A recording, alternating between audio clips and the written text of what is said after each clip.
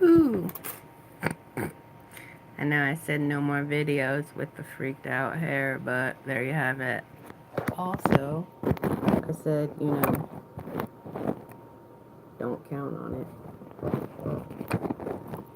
Don't hold your breath if you're not watching for me to have any consistency as far as combing my hair. So it looks like the GGQ got Roger Stone this morning. I'm sure he'll be out because he's rich, dude. Ugh.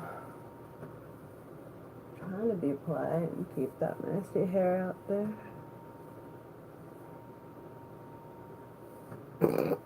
Trying to be not feral. Let's see.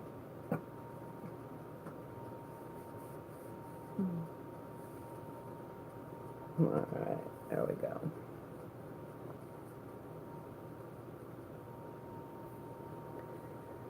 So, yeah. That's some hair. Alright. So, when in doubt, get the DBT out.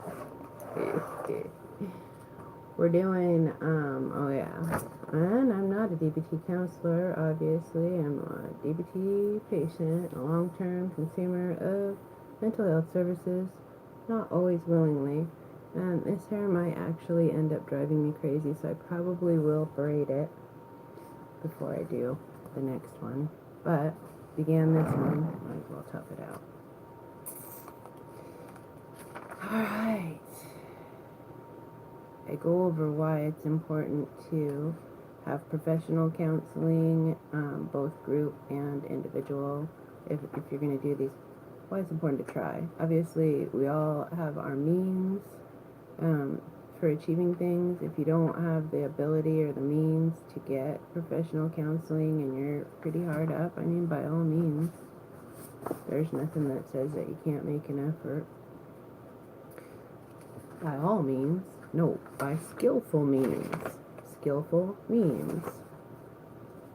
Not the skillful memes. Means. Ways of doing things. Using doing mind, being mind, mushing them together, and getting that balanced centerpiece. Wise mind. Doing mind is discriminating mind, ambitious mind, goal-oriented. These are all things that are good things to have because, sometimes you want to be discriminating. You want to be able to discriminate between, am I eating a good blueberry or am I eating a blueberry that's from a poisonous type of plant? You want to be ambitious, maybe. You want to be like, I'm going to do something tomorrow that I haven't ever done before. I'm going to learn new things. Goal-oriented. Here I am having the goal of 5 videos a day. Not necessarily long videos, not necessarily combed hair videos, but just doing them good. Obviously not edited, because I don't know how. Being mind, and so doing mind is your rational mind, it's your logical mind, it's your Spock mind. Being mind is your curious mind, your nothing to do mind, your present oriented mind, it's your emotion mind. I think of it sort of like as our monkey mind. We're just sort of like whoop, whoop, whoop, in our little tribe thing. See, Uncle's like, whose tribe is that? We're a dog tribe here. So yeah, it's when you're just hanging out in your PJs doing whatever. When in being mind, so that's emotions. When in being mind, you view your thoughts as sensations of the mind. You are focused on uniqueness of each moment, letting go of focusing on goals.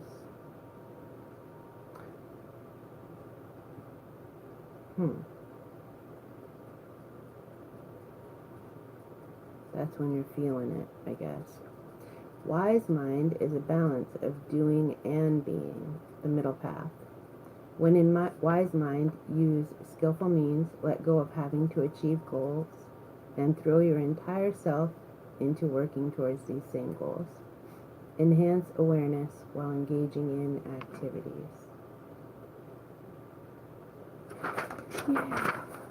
I do have permission from my teachers that compiled this material to read it out loud and give my feedback on my experience with it and how it because I do kind of similar things, but without, just from a long time of being in therapy, not from having any organization, and a lot of reading. So the lady that made the organized, wonderful material has no idea who I am, but I think she's very awesome for doing this. And the regular teacher said that I could read it. Ideas for practicing balancing mind. Oops. Ideas for practicing balancing the doing mind and being mind. So these are ideas for practicing balancing. Practicing being just the practice of working on balancing. The mindfulness skills require a lot of practice. The practice ideas below are to help you act skillfully in everyday life, bringing together doing activities of everyday life with being mind. I think there's a total of 7 of these. 1. Wise mind reading. To increase your desire for mindfulness, find readings or quotations that have the effect of making you actually want to practice mindfulness in your everyday life. Put these quotations at strategic spots in your life, like near your coffee maker. And then, while you're waiting for other things, read the inspirational messages up on my cabinets, on my windows. 2. Wise mind reminders. Set an alarm at home, at work, or, if possible, on your cell phone or watch to go off randomly or at set times. Use the alarm as a reminder to be mindful of your current activities. See www. There's some mindfulness thing, but it's really super long and it might not even be available. So just look it up. Mindfulness or DBT skills. I think there's a DBT 411 site that used to be pretty good. May still be. Or a similar internet site for free mindfulness clock to download onto your computer. Set up automatic text messages or Twitter messages to remind yourself.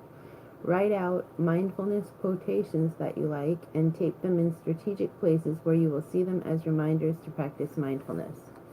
I should find some mindfulness and put it on my social media just to balance out the algorithms. 3. Wise mind in the routine of daily life. And not that I don't need mindfulness reminders, but also to balance the algorithms. Choose one routine activity in your daily life, such as brushing your teeth, getting dressed, making coffee or tea, working on a task. Make a deliberate effort to bring moment-to-moment awareness to that activity. 4. Just this one moment, wise mind. When you begin to feel overwhelmed or frazzled, say just this one moment, just this one task, to remind yourself that your only requirement at the moment is to do one thing in the moment. Wash one dish, take one step, move one set of muscles, take one breath. In this moment, let the next moment go until you get there. That's the way it is sometimes. And then 5, wise mind awareness of events. Notice events in your everyday life, both pleasant and unpleasant. Even if they are only small, such as warm water on your hands when you're washing, the taste of something you eat, the feel of wind on your face, the fact that your car is running out of gas, or that you are tired. Just notice what's actually going on. 6. Wise mind awareness of what needs to be done. When relaxing after a hard day's work or at a break during the day, stay aware of what needs to be done and focus on doing what is needed. 7. Wise mind willingness. Practice willingness to do what is needed when you are asked or when you see something that needs to be done. Do what is needed with a balance of being and doing, focusing the mind, immersing yourself in the task. And 8. 8 is 3-minute wise mind, slowing down doing mind in your everyday life. And there's 3 bullets. So first, bring yourself into the present moment by adopting a wide awake posture, and then, in wise mind, ask, what is my experience right now? What thoughts and images are going through my mind? Notice them as mental events, as neural firing in your brain. Next, ask, what are my feelings and sensations in my body? Notice these as they come into your awareness. Then say, okay, this is how it is right now. Settle into wise mind and focus your entire attention on your breath as it goes in and as it goes out. One breath after another. Gather yourself all together and focus on the movements of your chest and abdomen. The rise and fall of your breath, moment by moment, breath by breath, as best as you can. Let your breath become an anchor to bring you into the present moment. Once you have gathered yourself to some extent, allow your awareness to expand. As well as being aware of the breath, include also a sense of the body as a whole, your posture, your facial expression, your hands. Follow the breath as if your whole body is breathing. When you're ready, step back into your activities, acting from wise mind of your whole body in the present moment. And walking the middle path, finding the synthesis between opposites. So I'm just going to say a little thing about all this breath stuff. People do a lot of breath. And recently, in recent years, I've seen what could appear to be cyber terrorism, where, they terrorize people with the idea of taking their breath away through a variety of methods, drowning, all sorts of stuff. And so, how are you going to use visualization to feel strong if people are being like, we're going to take your breath away? Well, actually, when you get into distress tolerance, there is some things that can be practiced and meditated on, and skill sets that can be practiced that actually might be useful in those unfortunate drowning death type deals, because you kind of have to get ready for everything. I know that's pretty mental to say, but people are so fragile, and America is not completely invulnerable. Alright, so here's your little boxes. Walking the middle path, because you can do that and accept reality at the same time. It's possible. Kind of. I mean, I think regular people can do it just fine. 5 boxes. Well, really 4, because the bottom one is just blank and you're supposed to fill in the blank yourself. So it's like a teeter-totter, taking you between reasonable mind and emotional mind, and you're balancing on that center point. And you don't always want to just be a flat line. Sometimes you want to be in reasonable mind. Sometimes you want to be in emotional mind. Because if it was a real teeter-totter, would you just want the teeter-totter to just sit there like...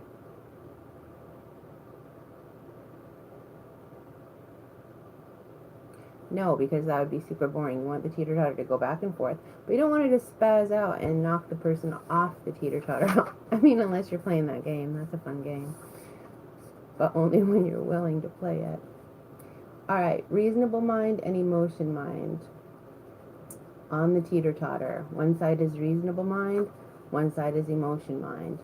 Both regulate actions and make decisions based on reason. And take into account values and experience even strong emotions as they come and go. So you want to do both. In order to walk the middle path, you don't want to be totally in reasonable mind. You don't want to be totally in emotional mind. You want to be both. You want to regulate your actions and make decisions based on reason. And you want to take into account values and experience and even strong emotions as they come and go. Balancing doing mind and nothing to do mind. So that's the teeter-totter. Doing mind, nothing to do. Doing mind, nothing to do. So doing both, being in the middle path, on the straight and narrow, I guess. So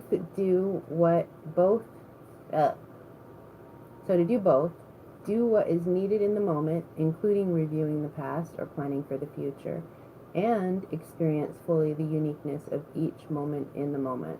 So as you're doing the dishes, notice that you're doing the dishes, appreciate that you're doing the dishes, and the dishes are getting washed, and it's warm water, and it's nice and soapy bubbles with your whatever kind of dish soap that you like the best, and that's what, then you're still doing the dishes and still feeling it, that it's so cool to have the dishes be done.